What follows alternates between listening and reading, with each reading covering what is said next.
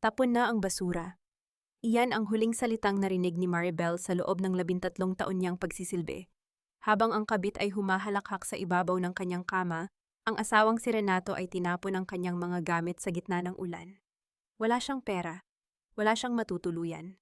Ngunit sa ilalim ng dilim, isang kamay ang nag-abot ng payong. Sino ang bilyonaryong ito na naghihintay sa kanyang pagbagsak? Panahon na para muling isilang ang reyna mula sa abo. Handa ka na bang makita ang kanilang pagluhod? Iwan mo na ang platong iyan, Maribel. Hindi ko na kailangan ng luto mo, at lalong hindi ko na kailangan ng isang katulad mo sa buhay ko. It's over. Pirmahan mo na ang mga papel na iyan at umalis ka na sa pamamahay ko. Ang malamig at walang emosyong tinig ni Renato ay bumasag sa katahimikan ng malaking silid kainan. Sa mga sandaling iyon, ang mga kamay ni Maribel ay nanginginig habang hawak ang isang mamahaling ceramic na bandahala ng espesyal na kare-kare.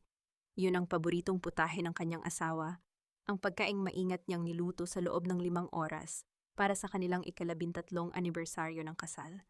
Ang usok na nagmumula sa mainit na sarsa ay tila isang mabalasik na paalaala ng kanyang mga pagsisikap, mga tao ng pagtayo sa kusina, ng pag-aasikaso sa bawat detalye ng buhay ni Renato, at ng pagiging anino sa likod ng bawat tagumpay nito sa negosyo.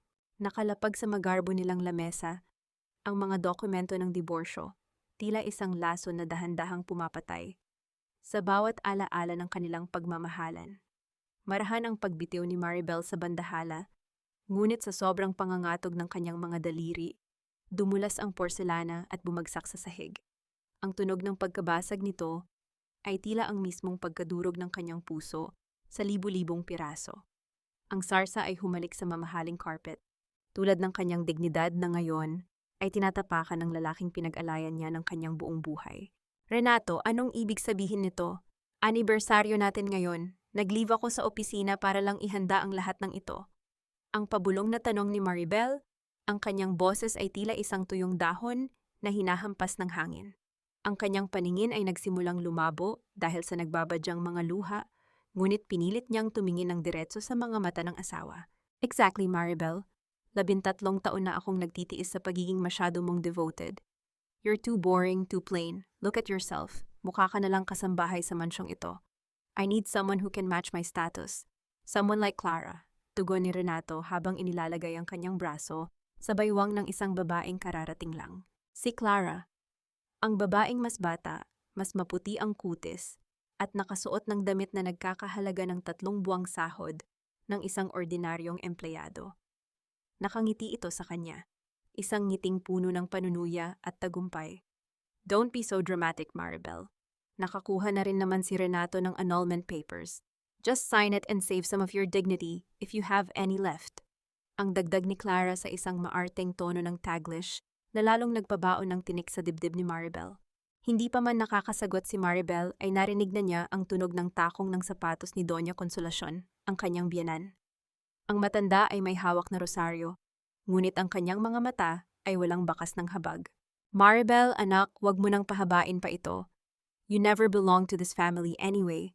My son deserves someone who can give him a better air and a better image. Utang na loob, umalis ka na bago pa namin ipakaladkad ang mga gamit mo sa labas.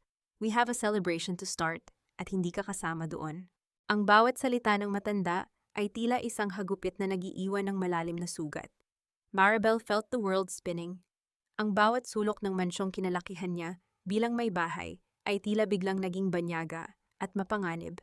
Ang kanyang lalamunan ay nanunuyo at ang hangin sa paligid ay tila naglaho na nag-iwan sa kanya ng pakiramdam ng isang taong lunod na lunod sa gitna ng tuyong lupa. Wala siyang ibang nagawa kundi ang mapaupo sa malamig na sahig, sa gitna ng nabasag na plato at nagkalat na pagkain. Doon, sa ilalim ng nagniningning na chandelier, ang dating reyna ng tahanan ay naging isang pulubi sa isang iglap. Ang tanging naririnig niya ay ang mahinang tawanan ni Renato at Clara habang papaakyat sila sa hagdan. Na tila ba ang 13 taon ng kanyang buhay ay isang basura lamang na kailangang itapon at kalimutan. Sa gitna ng kanyang pagkawasak, isang tanong ang paulit-ulit na humahampas sa kanyang isipan. Isang katanungang walang sagot sa loob ng madilim na mansyong iyon. Ito na ba talaga ang katapusan ng aking sakripisyo? Ganito ba kadali para sa kanila na burahin ang lahat ng bakas ng aking pag-iral? na tila ba isa lamang akong masamang panaginip na kailangang gisingan. Huwag mong dumiin ang sahig ko ng mga luhang yan, Maribel. Wala nang puwang ang drama mo sa pamamahay na ito. Ang boses ni Doña Consolacion ay parang talim ng labahan na humihiwa sa malamig na hangin ng pasilyo. Hindi pa man nakakaahon si Maribel mula sa pagkakasalampak sa sahig, naramdaman na niya ang malalakas na kamay ng mga security guard na humahawak sa kanyang braso. Ang kanyang mga tuhod ay nanghihina at ang bawat hakbang palayo sa silid kainan ay tila isang hakbang patungo sa kawalan. Sa kanyang gilid, nakita niya ang mga kasambahay na dati ay tinitingala siya ng may paggalang, ngayon ay nakayuko at hindi makatingin sa kanya dahil sa takot at awa. Sandali lang iyang mga gamit ko, ang litrato ng nanay ko. Ang pabulong na pagsusumamo ni Maribel ay hindi pinakinggan. Sa halip, nakita niya si Clara na nakasandal sa hamba ng pinto. Hawak ang isang itim na plastic bag, isang basurahan. Ito lang ang kailangan mo, di ba? Mga lumang basahan at ilang mumurahing gamit? Heto, kunin mo na. Ang mapanuyang wika ni Clara sabay hagis ng plastic bag sa paanan ni Maribel. Ang tunog ng pagbagsak ng bag sa sahig ay tila isang insulto na bumasag sa huling hibla ng pagtitimpi ni Maribel. Kinaladkad siya ng mga gwardya patungo sa dambuhalang pintuan ng mansyon. Sa bawat segundong lumilipas, ang init ng tahanang binuo niya sa loob ng 13 taon ay napapalitan ng nakakangilong ginaw. Nang bumukas ang pinto, sinalubong siya ng isang mabalasik na buhos ng ulan. Ang langit ay tila nakikiramay sa kanyang pighati, ngunit ang ulan ay wala ring habag habang binabasa nito ang kanyang manipis na blusa. Huwag ka nang babalik dito, Maribel. Tapos na ang panunuluyan mo sa pamilya Santos. Ang huling salita ni Renato bago nito malakas na isara ang pinto. Ang tunog ng pagkandado ng trangka ay yumanig sa kanyang buong pagkatao. Isang pinal na hatol na siya ay itinapon na at kinalimutan. Nakatayo si Maribel sa labas ng mataas na gate ng subdivision, yakap ang basang plastic bag na naglalaman ng kakaunti niyang pag-aari. Ang bawat patak ng ulan na tumatama sa kanyang balat ay tila mga karayom na nambabaon ng sakit. Ang kanyang mga paa, na walang sapin kundi ang mga pambahay na tsinelas, ay dahan-dahang lumulubog sa maputik na gilid ng kalsada. Tumingala siya sa madilim na langit, ang kanyang mga luha ay humahalo na sa tubig ulan. Ang kalsadang dati ay tinatahak niya sakay ng mamahaling sasakyan, ay tila isang walang hanggang disyerto ngayon. Wala siyang pera, wala siyang matutuluyan, at ang tanging pamilyang kilala niya ay ang pamilyang kakaalis lang sa kanya ng lahat ng dangal. Sa gitna ng kalsada, naramdaman niya ang panginginig ng kanyang buong katawan. Ang lamig ay nanunuot na sa kanyang mga buto at ang kanyang paningin ay nagsisimulang magdilim. Ngunit sa kabila ng ingay ng malakas na ulan at kulog, narinig niya ang banayad na pag-ungol ng isang makina. Isang mahaba at itim na limousine ang dahan-dahang huminto sa kanyang tapat. Ang ningning ng mga headlight nito ay tila dalawang matang nagmamasid sa kanyang kahinaan. Marahan ang bintana sa likuran ng sasakyan ay bumaba, at sa loob ng madilim na interior, isang pares ng mga mata ang tumingin sa kanya. Mga matang hindi puno ng panunuya, kundi ng isang malalim at misteryosong pagkilala. Bakit hihinto ang isang ganito kayamang sasakyan sa harap ng isang babaeng mukha nang basahan sa gitna ng bagyo? Sino ang taong nasa loob? At ano ang kinalaman nito sa nakaraang pilit na kinakalimutan ni Maribel? Mawalang galang na ma'am, pero hindi po kayo nararapat na manatili sa ilalim ng ulan. Matagal na po kayong hinihintay ng aking amo. Ang tinig ng lalaking bumaba mula sa sasakyan ay baritono at puno ng pormalidad. Ngunit may bakas ng respeto na tila isang banyagang tunog sa pandinig ni Maribel. Habang ang bawat hibla ng kanyang buhok ay nakadikit na sa kanyang namumutlang mukha at ang kanyang mga labi ay nangingitim na sa sobrang ginaw, dahan-dahang itinaas ni Maribel ang kanyang paningin. Isang malaking payong ang agad na sumilong sa kanya na nagpatigil sa malupit na hagupit ng ulan sa kanyang balikat. Sino ang amo mo? Ang tanong ni Maribel ay halos isang bulong, ang kanyang boses ay tila isang marupok na sinulid na anumang sandali ay mapuputol. Sa loob ng sasakyan, bumukas ang pinto at isang lalaki ang lumabas. Ang kanyang bawat galaw ay may taglay na awtoridad at yaman, mula sa kanyang sapatos na gawa sa Italianong balat hanggang sa kanyang relo na kumikinang kahit sa gitna ng kadiliman. Huminto ang lalaki sa harap ni Maribel. Ang kanyang mukha ay matalas. May mga matang tila nakakabasa ng kaluluwa. Ngunit may bahid ng isang luma at malalim na lungkot. 10 taon Maribel Minpat simula ng lalaki. Ang kanyang boses ay malalim at tila isang mainit na kumot sa gitna ng bagyo. 10 taon ko ring hinanap ang babaeng nagbayad ng hospital bill ng isang estranghero na wala man lang pangalan noon. Isang babaeng nagbigay ng lahat ng meron siya para lang mabuhay ang isang taong hindi naman niya kilala. Tila bumalik ang alaala ni Maribel sa isang maliit at lumang ospital sa probinsya. Naalala niya ang isang lalaking sugatan mula sa isang aksidente, walang pagkakakilanlan, at wala ring perang pambayad. Noon, kahit hirap siya sa buhay, ibinigay niya ang kanyang huling ipon dahil hindi niya kayang makakita ng buhay na nawawala. Hindi niya akalain na ang taong iyon ay ang lalaking nasa harap niya ngayon. Si Paul Aragon, ang bilyonaryong kinatatakutan at tinitingala sa buong bansa. Sir Paul, ikaw ba yan? Ang tanong ni Maribel ay sinundan ng isang mahinang paghikbi. Sa loob ng 13 taon, kasama ang pamilya Santos, nakalimutan na niya ang pakiramdam na ituring na isang tao. Nakalimutan na niya ang halaga ng sarili niyang kabutihan dahil palagi itong minamaliit ni Renato. Ako ito, Maribel. At hinding-hindi ko hinanap ang pagkakataong ito para lang makita kang dinudurog ng mga taong walang utang na loob. Sabi ni Paul habang dahan-dahang inaabot ang kanyang kamay. Ang kanyang mga daliri ay mainit, isang matinding kaibahan sa nagyayalong balat ni Maribel. Umalis na tayo rito, hindi mo na kailangang balikan ang nakaraang pumatay sa iyo. Ngayong gabi, magsisimula ang iyong pagbangon. Inalalayan ni Paul si Maribel papasok sa loob ng sasakyan. Ang marangyang amoy ng balat at mamahaling pabango ay agad na bumalot sa kanya, ngunit higit pa sa yaman, ang naramdaman ni Maribel ay isang kakaibang seguridad. Habang dahan-dahang umaandar ang sasakyan palayo sa mansyon ni Renato, tiningnan ni Maribel ang kanyang sarili sa salamin. Ang babaeng nakikita niya ay wasak, sugatan at tila walang direksyon. Ngunit sa tabi niya, naroon si Paul Aragon, isang lalaking may kapangyarihang baligtarin ang mundo. Bakit ngayon lang siya dumating? At hanggang saan ang kayang gawin ni Paul para sa isang babaeng tanging kabutihan lang ang baon sa buhay?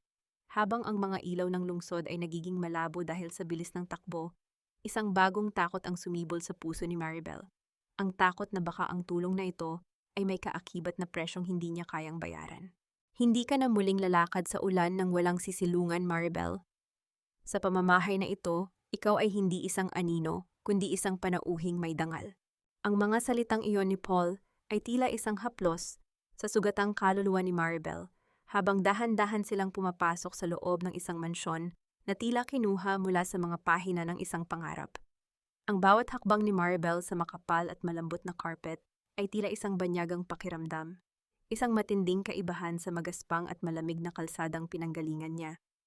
Ang amoy ng sariwang bulaklak at mamahaling kandila ay bumabalot sa bawat sulok ng malawak na lobby, na nagbibigay ng init na dahan-dahang tumutunaw sa yelo sa kanyang mga ugat. Inalalayan siya ng isang matandang babae, si Aling Gloria, na may mukhang puno ng pag-unawa. Heto po ma'am, uminom muna kayo ng mainit na tsaa. Inihanda ko na rin po ang inyong silid at ang mainit na pampaligo, ang malumanay na wika nito. Sa bawat kilos ni Aling Gloria, naramdaman ni Maribel ang isang bagay na matagal na niyang kinalimutan sa piling ng mga Santos, ang tunay na kalinga na walang hinihintay na kapalit. Habang nakababad sa mainit na tubig, hindi mapigilan ni Maribel ang pagtulo ng kanyang mga luha.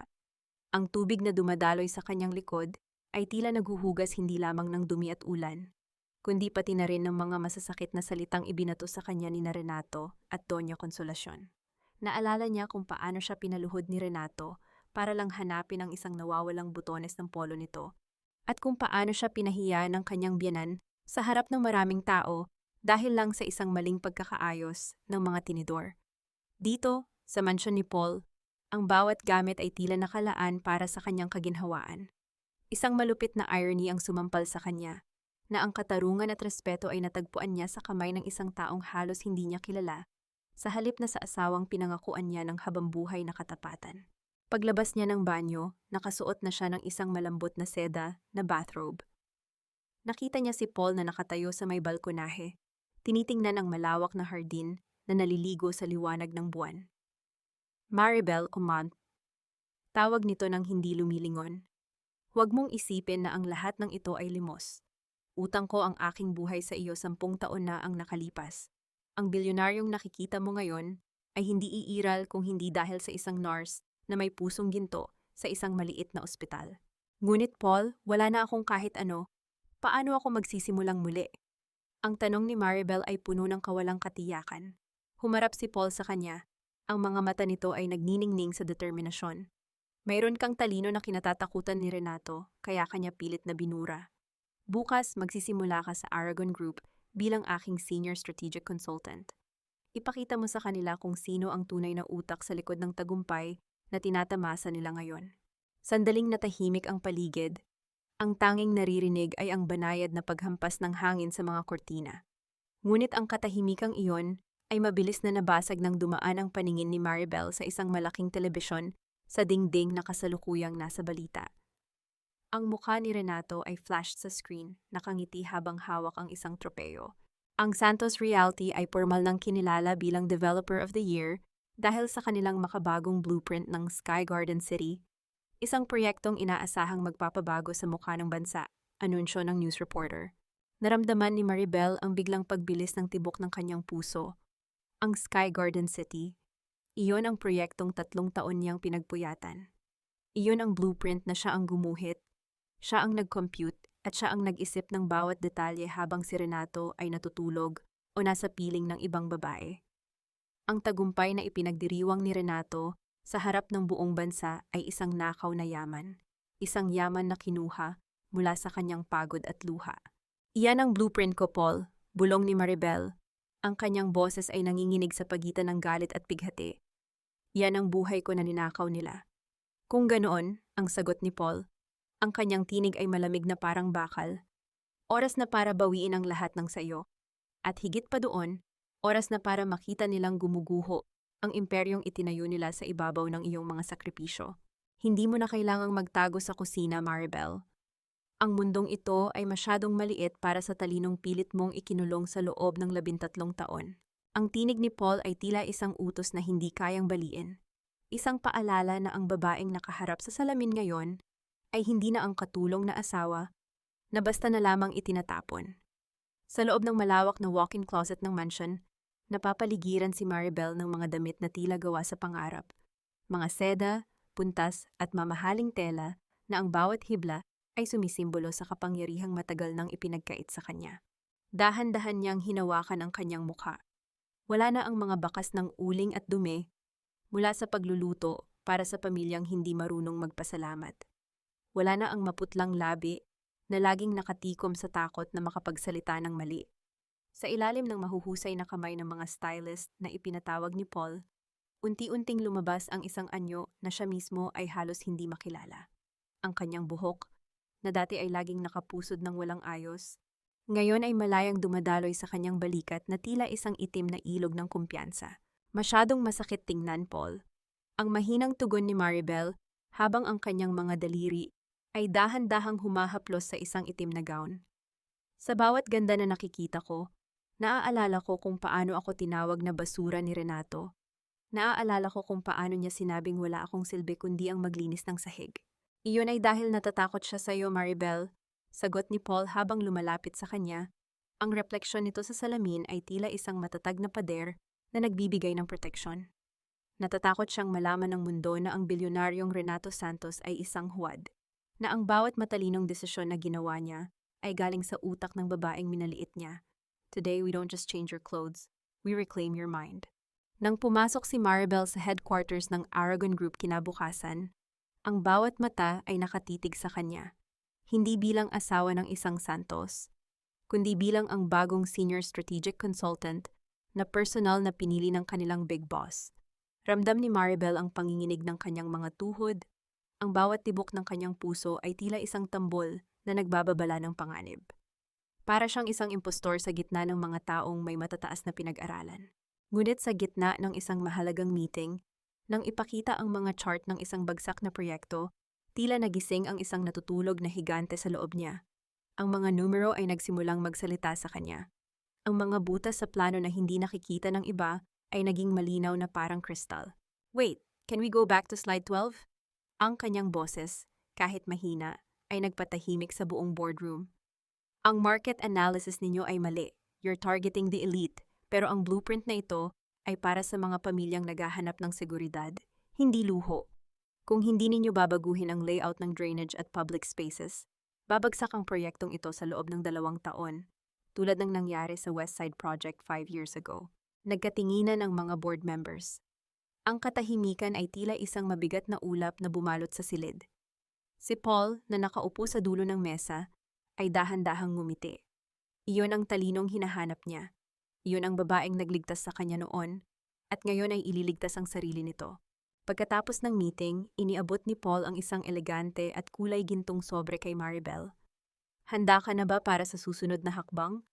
Ito ay imbitasyon para sa annual charity gala ng mga business leaders. Dadalo ang lahat, kasama na si Renato at ang kanyang bagong asawa. Naramdaman ni Maribel ang biglang paglamig ng kanyang mga kamay. Ang charity gala. Ang lugar kung saan siya laging nagtatago sa sulok habang si Renato ay nagpapakitang gilas. Ngunit sa pagkakataong ito, hindi siya pupunta bilang isang anino. Gusto nilang makakita ng palabas, Paul, ang seryosong wika ni Maribel, habang mahigpit na hinahawakan ang sobre.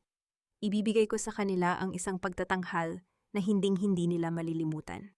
Ngunit sa likod ng kanyang matapang na salita, isang tanong ang bumabagabag sa kanyang puso habang tinitingnan ang petsa sa imbitasyon. Kaya ko na nga ba silang harapin nang hindi nangangatog ang aking boses? O ang bawat hakbang ko sa pulang carpet ay magiging isang hakbang pabalik sa trauma na pilit kong tinatakasan? Sino ang nagpapasok sa basurang iyan dito? Security, ilabas ang babaeng iyan bago pa mabahiran ng dumi ang pagtitipon na ito. Ang boses ni Renato ay umalingaw-ngaw sa malawak na ballroom na nagpatigil sa tugtog ng mga biolin at sa mahinang bulungan ng mga piling panauhin. Nakatayo siya sa gitna ng silid, hawak ang isang baso ng mamahaling champagne, habang ang kanyang mukha ay namumula sa galit at panunuya.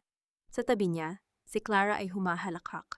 Ang kanyang mga mata ay puno ng diskriminasyon habang nakatingin sa babaeng kapapasok pa lamang sa bulwagan. Sa bawat hakbang ni Maribel sa ibabaw ng pulang carpet, tila tumitigil ang ikot ng mundo.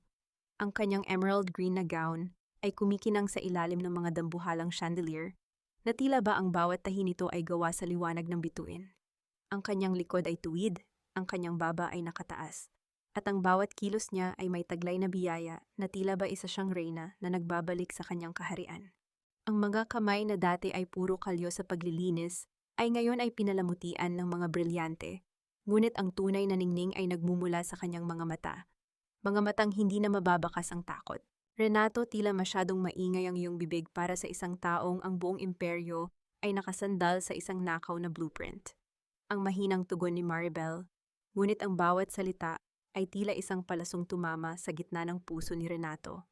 Naramdaman ni Maribel ang mabilis na tibok ng kanyang puso sa loob ng kanyang dibdib, na tila isang ibon na gustong kumawala. Sa bawat segundo, naaalala niya ang gabing itinapon siya sa ulan, ang pakiramdam ng putik sa kanyang mga paa, at ang hapdi ng bawat salitang ipinukol sa kanya. Ang bawat bahagi ng kanyang katawan ay tila sumisigaw na tumakbo palayo. Ngunit ang kanyang isipan ay nananatiling matatag. Ang kanyang mga daliri ay marahang humahawak sa kanyang purse, pinipigilan ang anumang panginginig na maaaring magpakita ng kanyang kahinaan. Anong sinabi mo, blueprint? How dare ka na magpakita rito at mag-iskandalo? Ang boses ni Clara ay tumaas. Ang kanyang Taglish ay naging matinis at nakakarindi. You're just a bitter ex-wife na hindi matanggap na pinalitan na ng mas maganda at mas bata. Guards, ano pang hinihintay ninyo? Bago pa man makalapit ang mga gwardya, isang matikas na anyo ang lumitaw sa likuran ni Maribel. Ang presensya ni Paul Aragon ay tila isang malamig na hangin na nagpatahimik sa buong silid. Ang sino mang hahawak sa aking senior strategic advisor ay hindi lamang mawawalan ng trabaho, kundi mawawalan din ng puwang sa industriyang ito. Ang deklarasyon ni Paul, ang kanyang tinig ay malamig at puno ng panganib. Ang katahimikan sa ballroom ay naging nakabibingi. Ang mga panauhin ay nagsimulang magbulungan. Ang mga mata nila ay palipat-lipat kay Maribel, Renato at Paul. Si Renato ay tila nawala ng kulay sa mukha. Ang kanyang pagkakahawak sa baso ay humigpit hanggang sa mamuti ang kanyang mga buko-buko. Maribel, ano ang ibig sabihin nito? Ang boses ni Renato ay naging pause, puno ng kalituhan at sumisibol na takot. Ibig sabihin nito, Renato, ay tapos na ang panahon ng iyong mga kasinungalingan. Ang dahan-dahang wika ni Maribel habang lumalapit sa asawa. Narinig ko ang iyong speech kanina tungkol sa Sky Garden City. Nakakatawa dahil tanging ang taong gumawa ng blueprint na iyan ang nakakaalam na ang structural foundation ng Building C ay magkakaproblema sa loob ng 3 taon dahil sa soil quality ng iyong site. Isang detalyeng hindi ko inilagay sa final copy na ninakaw mo sa aking computer. Ang bawat salita ni Maribel ay tila isang dagok na nagpabagsak sa kumpiyansa ni Renato. Sa harap ng lahat, ang kanyang pagiging henyo ay dahan-dahang nalulusaw. Sa sobrang galit at pagkapahiya, biglang hinablot ni Renato ang braso ni Maribel. Ang kanyang mga daliri ay bumaon sa balat ng babae. Sino ang nagbigay sa iyo ng karapatang bastusin ako sa harap ng mga taong ito? Ang asik niya, ang kanyang mga mata ay nanlilisik sa galit. Ngunit sa halip na sumigaw, tumitig lamang si Maribel sa mga mata ni Renato. Wala siyang nakitang pag-ibig. Tanging ang isang taong desperadong kumakapit sa kapangyarihang hindi naman sa kanya. Sa sandaling iyon, ang huling hibla ng connection ni Maribel sa kanyang nakaraan ay tuluyan ng naputol. Bitawan mo ang braso niya, Renato, bago ko tuluyang tapusin ang karera mo sa gabing ito. Ang babala ni Paul habang dahan-dahang inilalayo ang kamay ni Renato kay Maribel. Naiwan si Renato na nakatayo sa gitna ng ballroom, pinapanood ang pag-alis ni Maribel at Paul. Ang lahat ng mata ay nasa kanya ngayon, ngunit hindi na ito paghanga kundi pagdududa. Habang naglalakad palayo, naramdaman ni Maribel ang isang kakaibang ginhawa. Ngunit sa ilalim ng tagumpay na iyon, may isang katanungang hindi niya maalis sa kanyang isipan. Ano ang kayang gawin ng isang taong tulad ni Renato kapag ang lahat ng kanyang pinakaiingatan ay dahan-dahan ng kinukuha sa kanya? At hanggang kailan mananatiling ligtas si Maribel sa ilalim ng proteksyon ni Paul kung ang galit ni Renato ay maging isang apoy na handang mandamay ng kahit na sino? Ang kapal din ng mukha mong magpabida, Maribel. Akala mo ba ay nakalimutan na namin ang lahat ng mga baho mo? Ang tinig ni Doña Consolacion sa kabilang linya ng telepono ay tila isang malapot na lason na dahan-dahang gumagapang sa pandinig ni Maribel. Habang nakaupo sa loob ng kanyang bagong opisina sa Aragon Group, naramdaman ni Maribel ang biglang panlalamig ng kanyang mga daliri. Sa labas ng bintana, ang araw ay maliwanag, ngunit sa loob ng kanyang dibdib, ang bawat salita ng dating biyenan ay tila isang maitim na ulap na bumabalot sa kanyang puso. Hindi ko alam kung ano ang sinasabi ninyo, Doña Consolacion, at mangyaring huwag na ninyo akong tawagan muli. Ang mahinang sagot ni Maribel, pilit na pinapatatag ang kanyang boses, kahit na ang kanyang mga tuhod ay nagsisimula ng mangatog sa ilalim ng mesa. Ay hiha, huwag kang masyadong kampante sa bago mong sugar daddy. Tingnan mo muna ang social media, ang balita, at ang lahat ng pahayagan sa bansa. Let's see kung tatagal pa ang career mo bilang senior consultant kapag nalaman ng mundo ang totoong rason kung bakit ka pinalayas ng anak ko. Kasunod ng pagputol ng tawag ay ang isang nakabibinging katahimikan. Sa panginginig ng kanyang mga kamay, binuksan ni Maribel ang kanyang laptop. Ang bawat tibok ng kanyang puso ay tila isang malakas na pagpalo sa loob ng kanyang dibdib. Masakit at nakakabahalang mabilis. Ang unang bumungad sa kanya ay isang viral video na may titulong The Gold Digger's Mask, ang katotohanan sa likod ng hiwalayang santos. Sa video, nakikita si Doña Consolacion na umiiyak sa harap ng mga reporter, may hawak na rosaryo at tila isang kawawang biktima. Pinagtitiisan namin siya ng 13 taon dahil mahal siya ng anak ko. Pero huli na nang malaman namin na matagal na siyang nagnanakaw sa kumpanya at may iba siyang lalaki habang kasal pa sila. Renato tried to save her dignity, pero ang dumi niya, masyado siyang madumi. Naramdaman ni Maribel ang biglang pagbaligtad ng kanyang sikmura, isang matinding pagduduwal na tila gustong ilabas ang lahat ng sakit. Ang mga comment section ay puno ng mga salitang humihiwa sa kanyang pagkatao, kerida, magnanakaw, impokrita. Ang bawat salita ay tila isang bato na ipinupukol sa kanya ng libu-libong tao na hindi naman siya kilala. Ang hangin sa loob ng opisina ay tila naging malapot at mahirap lang hapin. Bawat hinga ay isang hirap. Dahan-dahang napahawak si Maribel sa kanyang dibdib. Doon sa parte kung saan tila may 1,000 karayom na nakatusok. Ito ang laso ni Doña Consolacion. Ang paggamit ng kabanalan para itago ang isang pusong puno ng uling. Hindi lamang siya pinalayas. Ngayon ay nais nilang patayin ang kanyang dangal sa harap ng buong bansa. Ang kanyang paningin ay nagsimulang maging malabo at ang bawat bagay sa paligid niya ay tila umiikot. Nagbabadyang bumagsak sa kanya ang buong mundo. Bumukas ang pinto ng kanyang opisina nang walang abiso. Pumasok si Paul Aragon, ang kanyang mukha ay seryoso at may hawak na isang itim na envelope. Ang bawat hakbang nito sa ibabaw ng carpet ay tila isang babala. Maribel, ang tawag ni Paul. Ang kanyang boses ay malalim ngunit may bakas ng katanungang hindi masagot. May nagpadala nito sa lobby kanina lang. Mga litratong magkasama kayo ng isang lalaki sa isang hotel 10 taon na ang nakalipas. Isang lalaking hindi si Renato. Tila tumigil ang pag-ikot ng mundo ni Maribel. Ang envelope na hawak ni Paul ay tila isang dambuhalang hukay na naghihintay na lamunin siya ng buo. Paano nalaman ni Doña Consolacion ang tungkol sa lihim na 10 taon na niyang pilit na ibinabaon sa limot? At higit sa lahat, maniniwala ba si Paul sa mga ebidensyang ito na tila dinisenyo para sirain ang tanging tiwalang natitira sa kanya? Sa gitna ng nakabibinging takot, isang tanong ang umalingaw-ngaw sa kanyang isipan, tila isang sumpa na ayaw siyang tantanan. Hanggang kailan ako lulunurin ng mga multo ng nakaraan, na pilit na binubuhay ng mga taong gustong makakita sa aking pagbagsak? Ang bawat segundong lumilipas sa pagitan nila ni Paul ay tila isang kawalan na puno ng matatalim na tinik. Hawak ni Paul ang mga litrato, mga larawang kuha 10 taon na ang nakalilipas, kung saan nakita si Maribel na may kasamang lalaki sa harap ng isang hotel. Ang mga larawang iyon ay hindi totoo. Isang manipulation, ngunit sa ilalim ng malamlam na ilaw ng opisina, tila totoo ang bawat anino at bawat anggulo. Maribel, hindi ako naniniwala sa kung ano ang nakikita ng aking mga mata kung hindi ito magmumula sa iyo. Ngunit ang mga taong ito, desperado silang sirain ka. Ano ang kahulugan ng mga larawang ito? Ang tanong ni Paul. Ang kanyang tinig ay kalmado ngunit may pait na hindi may kaila. Huminga ng malalim si Maribel. Ang kanyang mga kamay ay nakahawak sa gilid ng mesa nang napakahigpit hanggang sa mamuti ang kanyang mga buko-buko. Paul, ang lalaking iyan sa litrato, siya ang may-ari ng maliit na ospital na pinagtatrabahuhan ko noon. Ang hotel na iyon ay pagmamay-ari niya at doon niya ako pinatuloy pansamantala dahil nasunog ang aking tinutuluyang boarding house. Wala kaming ugnayan, Paul. Iyon ay pagtulong sa kapwa, hindi pagtataksil. Tumingin si Paul sa kanyang mga mata, naghahanap ng kahit katiting na bakas ng kasinungalingan.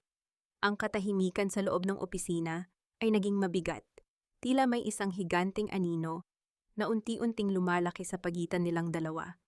Ang pagtitiwala ay isang marupok na kristal, isang maling galaw, at maaari itong mabasag sa libu-libong piraso na hindi na kailanman mabubuo. Ipinapangako ko sa iyo, Paul, na kung ang tiwala mo ang nakataya, handa akong ipakita ang katotohanan. Ang pagpapatuloy ni Maribel, ang kanyang boses ay nanginginig, ngunit puno ng determinasyon. Huwag kang maniwala sa mga taong ang tanging hangarin ay makita tayong parehong bumagsak. Dahan-dahang binitawan ni Paul ang mga litrato at inilapag ang mga ito sa mesa. Hinarap niya si Maribel at bahagyang ngumiti, isang ngiting hindi umabot sa kanyang mga mata, ngunit nagbigay ng kaunting ginhawa sa babae. Naniniwala ako sa iyo, Maribel, pero kailangan nating mag-ingat. Ang pamilyang Santos ay hindi titigil sa pagsira ng iyong reputasyon. Ngayon, ang kailangan nating gawin ay ipakita sa kanila na hindi ka isang manika na basta na lang nila malalaro. Ngunit hindi pa man sila nakakapag-usap ng mas malalim, biglang tumunog ang telepono ni Maribel. Isang mensahe mula sa hindi kilalang numero. Binuksan niya ito at ang kanyang mga mata ay nanlaki sa gulat. Isang video ng kanyang mga magulang sa probinsya, nakatali at nakakulong sa isang madilim na bodega. Maribel, kung gusto mong mabuhay ang mga magulang mo, kailangan mong pirmahan ang dokumentong ito, pag-amin sa panloloko sa kumpanya at pag-alis sa Aragon Group. Mayroon ka lang 1 oras. Ang nakasulat sa mensahe. Ang bawat hibla ng lakas ni Maribel ay tila biglang naglaho. Ang pag-atake kay Maribel ay hindi na lamang nakatuon sa kanyang dangal. Ngayon, tinatamaan na nila ang tanging mga taong nagmamahal sa kanya ng totoo. Si Doña Consolacion at Renato ay gumagamit na ng dahas. Anong nangyari? Tanong ni Paul na napansin ang pagbabago ng kulay ng kanyang mukha. Hindi nakapagsalita si Maribel. Ang kanyang mundo ay muling gumuguho. Ang bawat hakbang patungo sa katarungan ay tila binabakuran ng mas malalim na kadiliman. Sa loob ng kanyang isipan, isang matinding dilema ang naglalaro. Ang pagpili sa kanyang karera at paghihiganti o ang pagsuko sa lahat para lamang sa kaligtasan ng kanyang pamilya. Ito na ba ang huling barahan ng mga Santos? Ang gamitin ang kanyang puso laban sa kanyang utak? Paul, kailangan kong pumunta roon. Hindi ko kayang isakripisyo ang buhay ng mga magulang ko para lang sa paghihiganting ito. Ang boses ni Maribel ay nanginginig, punong-puno ng takot at desperation. Mabilis siyang tumayo, ang kanyang upuan ay tumama sa sahig na lumikha ng isang matunog na sagitsit, ngunit hindi niya ito pinansin. Sa bawat segundo, ang imahe ng kanyang mga magulang na nakatali sa madilim na bodega ay tila isang matalim na kutsilyong humihiwa sa kanyang dibdib. Maribel, hindi ka pwedeng sumuko. Mabilis na tumayo si Paul. Ang kanyang mga mata ay naglalabas ng apoy ng determinasyon. Kung pipirmahan mo ang dokumentong iyon, tuluyan kang mawawalan ng laban. Iyon ang gusto nila. Ang mapatalsik ka sa kumpanya para makuha nila ang access sa records na magpapabagsak sa kanila. Pero buhay nila ang nakataya, Paul. Ang sigaw ni Maribel, ang kanyang mga luha ay nagsimula ng dumaloy, mainit at masakit sa kanyang pisngi. Hindi mo naiintindihan ang mga Santos. Kaya nilang gawin ang lahat ng karumaldumal para lang manalo. Hindi ako pwedeng magsugal kung ang taya ay ang buhay ng aking mga magulang. Tinitigan siya ni Paul sa mga mata. Isang seryosong titig na nagpatahimik sa buong silid. Hindi mo kailangang sumuko. Hayaan mong ako ang gumawa ng paraan. May mga tauhan ako na nakakaalam ng bawat galaw ng mga Santos. Ibabalik ko sila sa iyo ng ligtas, pero kailangan mong manatili rito. Kung aalis ka at susuko, nanalo sila. Habang nakatingin si Maribel kay Paul, naramdaman niya ang isang kakaibang halo ng kaba at pag-asa. Sa loob ng 13 taon sa piling ni Renato, natuto si Maribel na siya lang ang maaasahan niya sa lahat ng bagay. Natuto siyang maging matatag kahit mag-isa. Ngunit ngayon, sa unang pagkakataon, may isang taong nagsasabing hindi niya kailangang pasanin ang mundo ng mag-isa. Bakit mo ginagawa ito, Paul? Ang bulong ni Maribel, ang kanyang boses ay puno ng pagtataka. Ano ang makukuha mo sa panganib na ito? Lumapit si Paul sa kanya, ang distansya nila ay naging napakaigsi. Dahil sa 10 taon na nakalipas, hindi lang buhay ko ang iniligtas mo, Maribel. Iniligtas mo ang paniniwala ko na may mabubuti pa ring tao sa mundong ito. Ang pagtulong sa iyo ay hindi utang na loob. Ito ay pagtatanggol sa isang taong mahalaga sa akin. Ang huling salita ni Paul ay tila isang marahang hampas ng hangin na nagpabilis sa tibok ng puso ni Maribel. Ngunit bago pa man niya ito maproseso, tumunog ang telepono ni Paul. Isang tawag mula sa kanyang head of security. Sir, natukoy na namin ang lokasyon ng bodega, pero may mga armadong tao sa paligid. Delikado ang magpadala ng malaking grupo, ang ulat sa kabilang linya. Naramdaman ni Maribel ang biglang pagbigat ng atmosphere. Ang laro ng mga Santos ay naging marahas. Ang bawat sandali ay tila isang countdown sa isang trahedyang hindi niya kayang pigilan. Sa kanyang isipan, naghahalo ang takot para sa kanyang magulang at ang kagalitan sa mga taong pilit na sumisira sa bawat aspeto ng kanyang pagkatao. Paul, kailangan kong sumama. Ang desididong wika ni Maribel, ang kanyang mga mata ay nagbago mula sa pagiging takot patungo sa pagiging matapang. Kahit anong mangyari, hindi ako papayag na ang mga magulang ko ang maging biktima ng kasakiman nila. Kung kailangan kong harapin si Renato para mabawi sila, gagawin ko. Sa kabila ng panganib, ang bawat desisyon ni Maribel ay tila isang pagtuklas sa isang lakas na hindi niya alam na taglay niya. Sa paglabas nila ng opisina, ang bawat hakbang ay hindi na pagtakas sa nakaraan, kundi isang hakbang patungo sa isang digmaang hinding-hindi na niya uurungan. Ang gabi ay tila isang telon na nababalot ng kadiliman habang tahimik na binabaybay ng sasakyan ni Paul ang mabatong kalsada patungo sa lumang bodega sa labas ng lungsod. Ang bawat pag-ugong ng makina ay tila isang pintig ng kaba sa dibdib ni Maribel. Sa kanyang kandungan, mahigpit niyang hawak ang isang maliit na recording device, ang kanyang lihim na armas. Maribel, tandaan mo, manatili ka sa likuran ko. Hindi natin alam kung gaano karami ang mga tauhan nila, ang bilin ni Paul habang humihinto sila sa isang madilim na sulok, malayo sa liwanag ng mga nakabantay na armadong lalaki. Pagbaba nila, ang hanging amoy kalawang at alikabok ay sumalubong sa kanila. Sa bawat hakbang, pilit na pinapakalma ni Maribel ang kanyang nanginginig na mga kamay. Sa loob ng bodega, naririnig niya ang boses ni Renato, ang boses na dati niyang minahal, na ngayon ay puno ng pagkamuhi. Sabihin mo sa anak mo, matanda, pirmahan niya ang resignation letter o sisiguraduhin kong hindi na niya makikita ang araw bukas. Sigaw ni Renato. Hindi na nagpatumpik-tumpik si Maribel. Hindi na niya hinintay ang hudyat ni Paul. Sa isang mabilis na kilos, lumabas siya mula sa dilim. Renato, nandito na ako, pakawalan mo sila. Napalingon si Renato, ang kanyang mukha ay nababalot ng gulat, na agad napalitan ng isang mapang-aping ngisi. Maribel, alam kong darating ka. Napakadali mo talagang mauto pagdating sa pamilya mo. Pirmahan mo ito, Maribel, at aalis kami ng walang galos ang iyong mga magulang. Wika ni Clara habang inilalabas ang mga dokumento. Ngunit sa halip na matakot, dahan-dahang lumapit si Maribel. Ang kanyang mga mata ay hindi na nagpapakita ng panginginig. Renato, tingnan mo ang suot ko, wika niya ng mahinahon. Sa kanyang collar, isang maliit na camera ang nakakabit. Diretsong nag-i-stream sa isang kilalang media outlet at sa mga pulis na ilang minuto na lang ay darating na. Ang bawat salitang binitawan mo ngayong gabi ay nire-record ng live. Ang bawat banta mo ay sapat na para ibabaon ka sa kulungan habang buhay. Nagbago ang mukha ni Renato.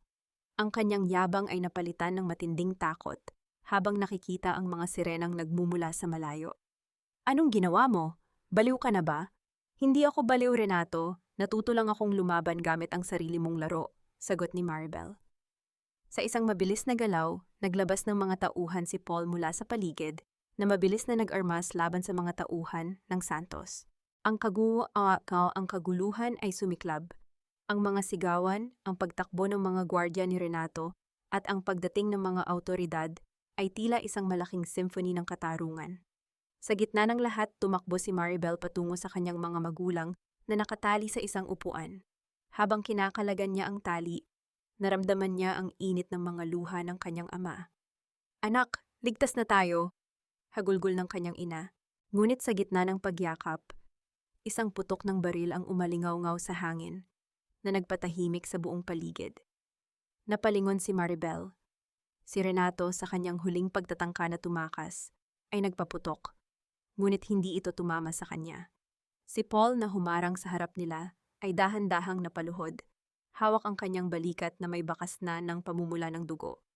Paul! Ang sigaw ni Maribel, ang kanyang boses ay isang matinding pagdaing na yumanig sa buong bodega. Ang mundo ni Maribel ay tila huminto. Ang taong nagbigay sa kanya ng pagkakataong bumangon, ang taong nagtanggol sa kanya ng walang pasubali, ay nakahandusay na ngayon dahil sa kasakiman ni Renato.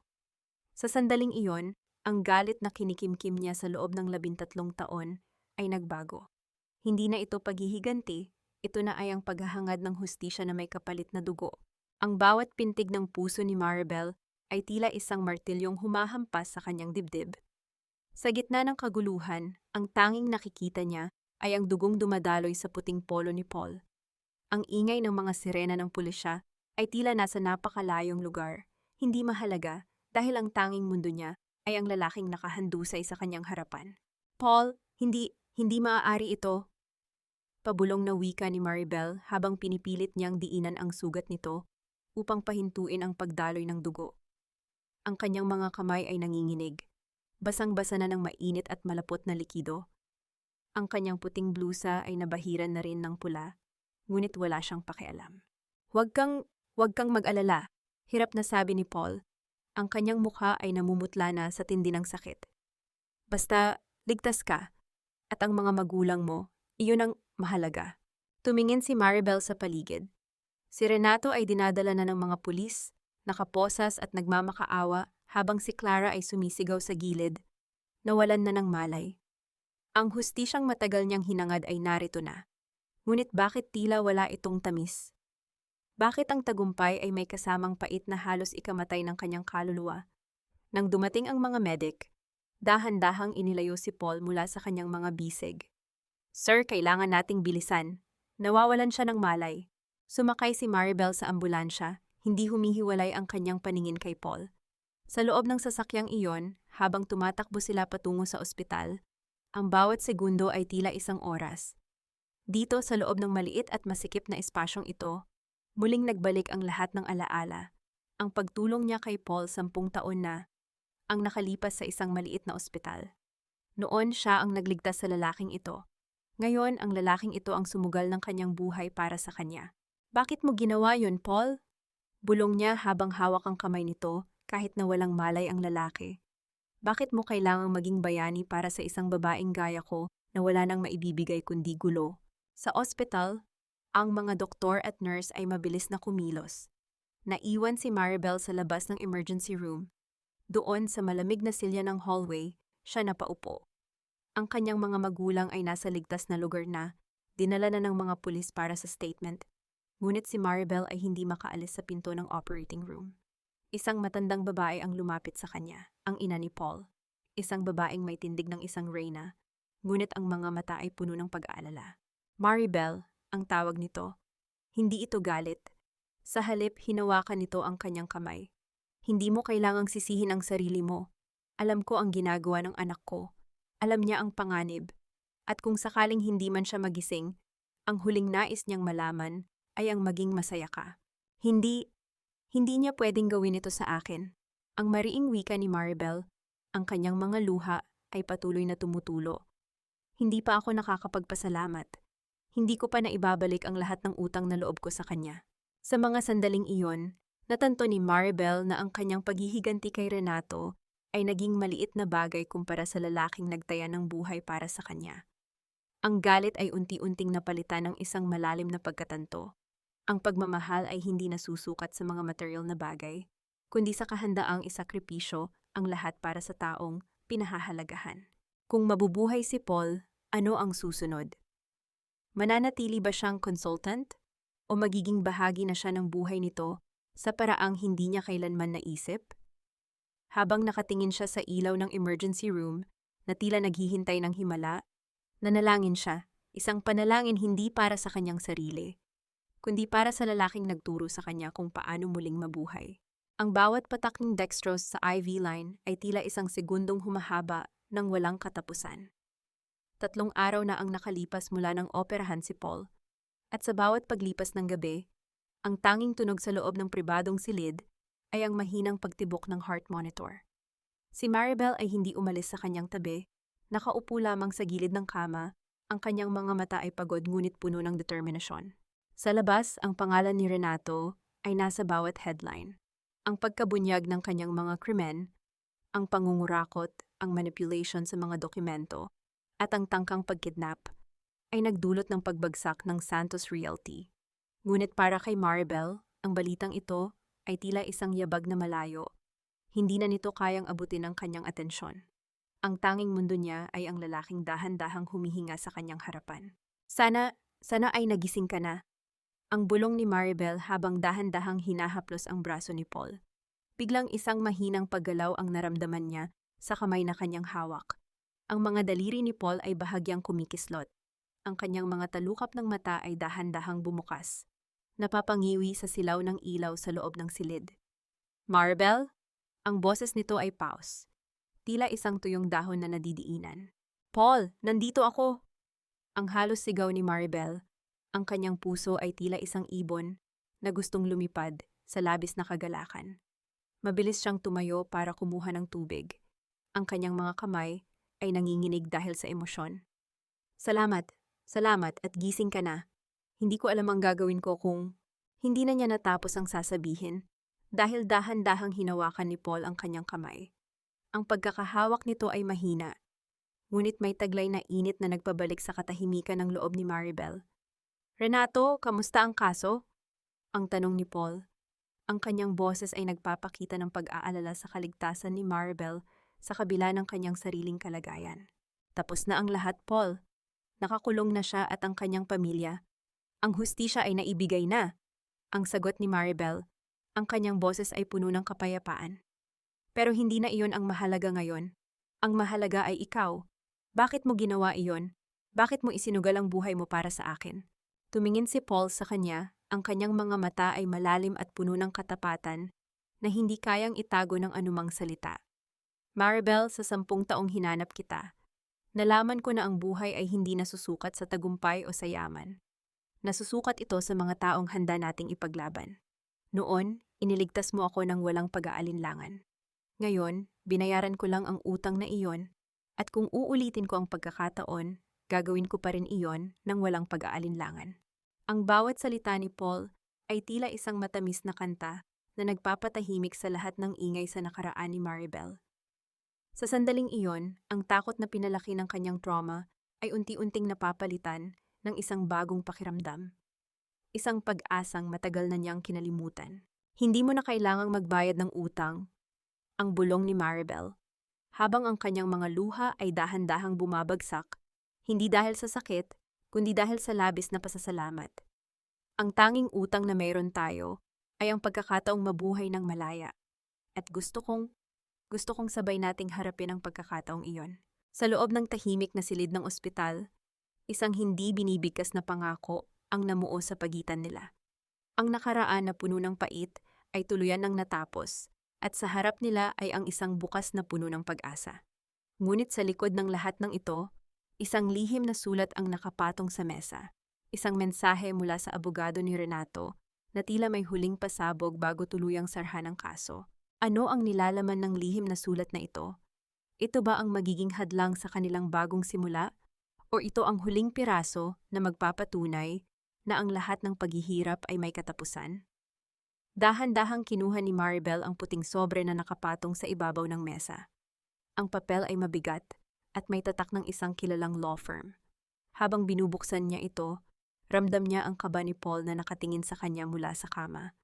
Ang bawat pagtupi ng papel ay tila isang hudyat ng panibagong unos. "Maribel, ano iyan?" tanong ni Paul. Ang kanyang boses ay may bahid ng pag-aalala. Binasa ni Maribel ang nakasulat. Ang kanyang mga mata ay pabalik-balik sa bawat linya at unti-unting nanlaki ang mga ito sa gulat. Hindi ito tungkol sa pera at hindi rin ito tungkol sa mga ari-arian na nais bawiin ni Renato. "Paul, ito ay isang affidavit," bulong ni Maribel. Ang boses ay nanginginig. "Sinusulat dito ni Renato na ang lahat ng mga proyektong aking ginawa sa nakalipas na mga taon ay formal na ipinapaubaya niya sa akin. Pero may kapalit.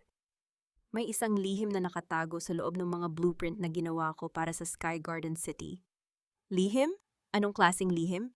Sinabi niya rito na bago ako umalis, nagpasok siya ng isang maling kalkulasyon sa pundasyon na hindi ko namalayan noong una. Kung hindi ito maitatama sa loob ng isang linggo, ang buong proyekto ay magiging peligroso sa publiko. Renato is trying to drag me down with him. Kapag gumuho ang proyektong iyon, ako ang sisisihin dahil pangalan ko ang nakarehistro bilang lead designer. Naramdaman ni Maribel ang muling paglamig ng kanyang mga kamay. Akala niya ay tapos na ang lahat. Ngunit mukhang may huling bitag ang kanyang dating asawa. Ang paghihiganti ni Renato ay hindi natatapos sa kanyang pagkakulong. Nais niyang sirain ang reputasyon at dangal ni Maribel sa harap ng buong bansa. "Hindi mo kailangang mag-alala, Maribel," determinadong sabi ni Paul habang sinusubukang bumangon mula sa pagkakahiga. "May mga engineer ako na kayang suriin ang mga blueprint na yan sa loob ng 24 na oras. Tutulungan kitang ituwid ang pagkakamaling iyan." "Pero Paul, masyadong delikado ang isang linggo. Paano kung hindi natin maabot ang deadline?" "Then we will work together," sagot ni Paul. Ang kanyang mga mata ay puno ng tiwala sa kakayahan ni Maribel. "Hindi ka nag-iisa sa laban na ito. Noon ikaw ang nagligtas sa akin. Ngayon, hayaan mong ako naman ang sumagip sa iyong pangalan." Sa sandaling iyon, naramdaman ni Maribel ang lakas na hindi niya inaasahan. Hindi na siya ang babaeng takot at nagtatago sa anino ng kanyang asawa. Siya ay isang babaeng may kakayahang bumuo, sumira, at higit sa lahat, bumangon muli. Hindi lamang siya nakikipaglaban para sa kanyang trabaho, kundi para sa kanyang kinabukasan, kasama ang lalaking tunay na nagpapahalaga sa kanya. "Sige Paul, sabay nating ayusin ito," ang matapang na wika ni Maribel. Ngunit habang naglalakad siya palabas ng silid upang tawagan ang kanyang team, isang hindi inaasahang pangyayari ang naganap. Ang pinto ng ospital ay bumukas at pumasok ang isang pulis. "Miss Maribel Santos, kailangan po namin kayong makausap tungkol sa isang bagong ebidensya na natanggap namin laban sa inyo, kaugnay sa pagkakasangkot nyo sa isang malaking corporate fraud." Tila tumigil ang pag-ikot ng mundo ni Maribel. Ang bitag ni Renato ay mas malalim kaysa sa kanilang inaasahan. "Miss Santos, kailangan po namin kayong isama para sa isang interogasyon. May mga bagong dokumento na nag-uugnay sa inyo sa maling alokasyon ng pondo sa Sky Garden City Project." Ang malamig na tinig ng pulis ay tila isang matalim na gulok na humiwa sa katahimikan ng silid. Ang bawat salita ay parang banta na nagpapakaba sa bawat nanonood. Si Maribel na ilang sandali lang ay punong-puno ng pag-asa, ay nakatayo ngayon nang nanginginig. Hindi makapaniwala sa bilis ng pagbaliktad ng sitwasyon. Hindi totoo iyan. Ako ang nagdisenyo ng proyektong iyan at alam ko ang bawat detalye. Hindi ako gumawa ng anumang krimen. Ang depensa ni Maribel, ang kanyang boses ay nanginginig ngunit puno ng diin. Maribel, calm down. Mabilis na wika ni Paul. Pilit na bumabangon kahit ramdam ang hapdi ng kanyang sugat. Officer, legal counsel ko ang kakausap sa inyo. Hindi siya maaaring isama sa ganitong kondisyon. Sir, pasensya na po, pero ang warrant na ito ay direkta mula sa korte. May mga pirma ni Ms. Santos sa mga dokumentong ipinasok sa audit. Sagot ng pulis, sabay paglabas ng mga posas. Sa sandaling iyon, naramdaman ni Maribel ang bigat ng bakal sa kanyang pulso. Ang tunog ng pagkandado ng posas ay tila isang malupit na paalaala ng kanyang nakaraang buhay. Isang buhay na pilit niyang tinatakasan, ngunit tila ayaw siyang pakawalan. Habang inilalabas siya ng mga pulis sa ospital, nakita niya ang mga paparazzi na naghihintay sa labas. Ang mga flash ng kanilang camera ay tila mga kidlat na bumubulag sa kanya. Maribel, totoo bang nagnakaw ka ng pondo? Miss Santos, isa ka bang mastermind sa fraud? Ang sunod-sunod na tanong ng mga reporter. Ang bawat tanong ay tila isang sampal. Napayuko si Maribel, pilit na tinatago ang kanyang mukha. Ngunit sa loob ng kanyang isipan, isang malinaw na katotohanan ang unti-unting bumubuo. Si Renato, hindi lang siya nagplano ng pagbagsak ng proyekto. Nagplano rin siya ng pagpapabagsak sa kanya bago pa man siya makulong. Ginamit niya ang mga dokumentong pirmado ni Maribel noong mga panahong bulag pa siya sa pagmamahal at tiwala sa kanyang asawa. Dinala siya sa presinto. Ang paligid ay amoy amag at luma. Isang dambuhalang kaibahan sa marangyang buhay na sinimulan niyang tikman. Sa loob ng interrogation room, inilatag sa harap niya ang mga dokumento. Ang kanyang lagda, ang kanyang pangalan, lahat ay mukhang totoo. Miss Santos, kung hindi ninyo mapapatunayan na hindi kayo ang gumawa nito, malamang na mababawi ang inyong lisensya at makukulong kayo ng hindi bababa sa 10 taon, wika ng investigador. Habang nakaupo siya sa loob ng silid na iyon, tiningnan ni Maribel ang kanyang mga kamay. Naisip niya si Paul na naiwan sa ospital, ang kanyang mga magulang na kasalukuyang nagpapagaling, at ang kanyang sarili na tila nakulong sa isang bitag na siya mismo ang nagbukas. Ngunit sa gitna ng kadiliman, isang alaala ang bumalik sa kanya. Ang maliit na digital logbook na palagi niyang ginagamit sa tuwing magpipirma ng anumang dokumento sa kumpanya. Yun ang kanyang personal na records na hindi alam ni Renato. Hindi ako ang gumawa nito, ang mahinang wika ni Maribel, ngunit ang kanyang mga mata ay nagniningning na sa determination. Mayroon akong ebidensya na magpapatunay kung kailan at paano ninakaw ang aking lagda. Kailangan ko lang ng access sa aking personal na computer na naiwan sa opisina ni Paul. Ang laban ay hindi pa tapos. Sa kabila ng posas at ng malupit na akusasyon, naramdaman ni Maribel na ito na ang huling pagsubok. Kung malalagpasan niya ito, wala nang sinumang Santos ang makakahadlang sa kanyang kalayaan. Ngunit paano kung ang ebidensyang hinahanap niya ay wala na rin sa kanyang computer dahil nabura na ng mga tauhan ni Renato? Miss Santos, ang oras ay lumilipas. Kung wala kang maipakikitang ebidensya ngayon, kailangan na kitang ilipat sa detention cell. Ang tinig ng investigador ay walang emosyon, parang isang hatol na hindi na mababago. Si Maribel, sa kabila ng pagkapagod at takot, ay huminga ng malalim. Officer, ang digital logbook ko ay nakasync sa isang cloud server na hindi maa-access ng sinuman kundi ako. Kung papayagan niyo akong makagamit ng isang computer na may internet connection, ipapakita ko sa inyo ang bawat pagbabagong ginawa sa mga dokumentong iyan. Kasama ang timestamp kung kailan ito binago habang ako ay nasa labas ng opisina. Nagkatinginan ang mga pulis. Pagkatapos ng ilang sandaling pag-uusap, binigyan siya ng pagkakataon.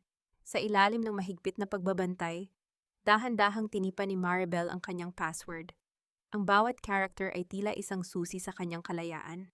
Load, load, load. Sa screen, lumitaw ang kanyang personal logbook. Mabilis niyang hinanap ang mga entry noong panahong nilagdaan ang mga peking dokumento. Ang mga mata niya ay nanlaki. Heto! Turo niya sa screen. Tingnan niyo ang IP address na nag-access sa server habang ako ay nasa isang business trip. Hindi ito ang aking computer. Ito ay ang computer ni Clara, ang kasalukuyang asawa ni Renato. Ang ebidensya ay malinaw. Ang digital footprint ay hindi nagsisinungaling.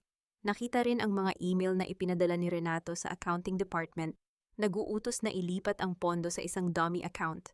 Ang lahat ay nakatala, ang oras, ang petsa, at ang utos mismo. Nang makita ng investigador ang mga file, unti-unting nagbago ang timpla ng kanyang mukha. Miss Santos, sapat na ito para mapawalang sala kayo sa kasong fraud. At sapat na rin ito para maghain ng karagdagang demanda laban kay Renato Santos. Sa sandaling iyon, ang poses sa kanyang mga pulso ay dahan-dahang binuksan. Ang tunog ng pagbagsak ng bakal ay ang pinakamagandang musika na narinig ni Maribel. Hindi na siya isang suspek. Siya na ngayon ang taong may hawak ng bala para tuluyang tapusin ang kasamaan ni Renato. Paglabas niya ng presinto, ang liwanag ng araw ay tila mas maliwanag kaysa dati. Sinalubong siya ni Paul na kahit na medyo pilay pa, ay naroon na para sa kanya. Hindi na sila nag-usap. Isang mahigpit na yakap ang nagsabi ng lahat. Tapos na, Maribel. Wala na silang kapangyarihan sa'yo, ang bulong ni Paul. Ngunit hindi tumigil si Maribel. Alam niya na ang hustisya ay hindi lamang ang pagpapakulong sa mga ito. Ito ay ang pagbawi sa lahat ng ninakaw sa kanya. Sa loob ng susunod na ilang araw, gamit ang mga ebidensyang nakuha, mabilis na gumuho ang Sky Garden City Project. Ang mga ari-arian ng mga Santos ay kinumpiska ng gobyerno. Si Renato na dati ay hari ng bawat party at business gathering ay magtatapos sa loob ng isang madilim na selda. Ang huling tagpo ay ang paghaharap ni Maribel at ni Renato sa loob ng korte.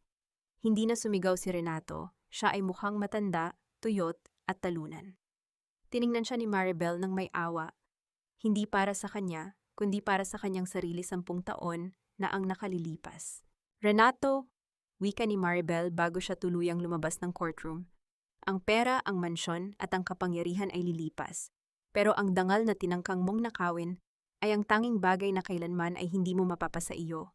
1 taon na ang nakalipas mula nang tuluyang maglaho ang Imperyong Santos. Nakatayo si Maribel sa balkonahe ng isang payak, ngunit napakagandang bahay sa tabi ng dagat sa Batangas. Ang hangin ay amoy alat at sariwang simoy ng dagat. Isang matinding kaibahan sa maalikabok at puno ng tensyong buhay na kanyang iniwan sa syudad. Sa kanyang kamay ay isang tasa ng mainit na kape, at sa kanyang mga mata ay ang kapayapaan na matagal na niyang hinahanap.